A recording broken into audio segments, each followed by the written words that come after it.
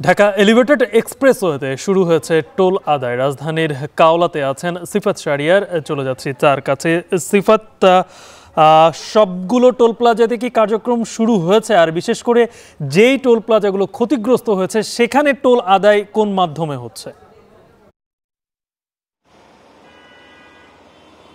এখনো কোনো মাধ্যমেই হচ্ছে না। এখানকার আপাতত বনানী চেয়ারম্যান বাড়ি যেটি ক্ষতিগ্রস্ত হয়েছে, 18 জুলাই রাতে আগুন ধরিয়ে দেওয়া হয়েছিল এবং সেই সাথে বনানী এবং নোয়াখালী এই দুটি যে টোল প্লাজা সেখানে এখনো কোনো পদ্ধতিতেই আদায় হচ্ছে না। বাকি যেই টোল প্লাজাগুলো রয়েছে এলিভেটেড এক্সপ্রেসওয়ে, সেখানে দেখতে পাচ্ছেন আমরা কাওলা অংশে রয়েছে বিমানবন্দরের, এখানে যে টোল সংগ্রহ সেটি চলছে। তবে আমরা এখানকার যারা দায়িত্বরত রয়েছে তাদের সাথে কথা বলেছি, তারা যেটি বলছে যে ঊর্ধ্বতন কর্তৃপক্ষ যদি চান সেক্ষেত্রে যেই দুটি ক্ষতিগ্রস্ত হয়েছে টোল প্লাজা বনানী এবং মহাখালী, সেগুলো ম্যানুয়াল পদ্ধতিতে শুরু হতে পারে।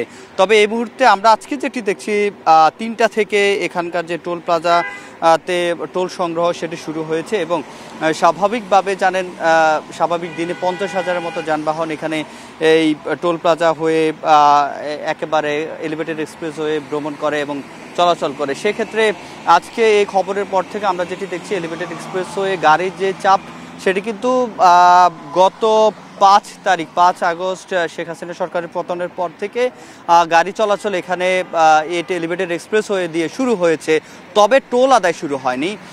তবে আজকে আমরা সকালবেলা এখান দিয়ে গিয়েছিলাম, তখনও টোল আদায় শুরু হয় নাই।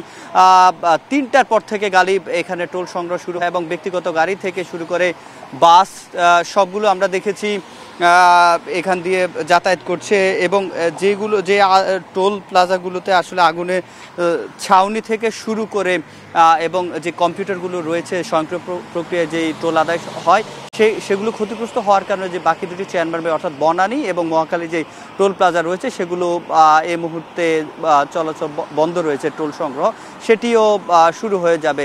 তো গালিব, এই ছিল আমার কাছে কাওলা অংশ থেকে এলিভেটেড এক্সপ্রেসওয়ে টোল সংগ্রহ শুরুর সব শেষ। ঢাকা এলিভেটেড এক্সপ্রেসওয়েতে শুরু হয়েছে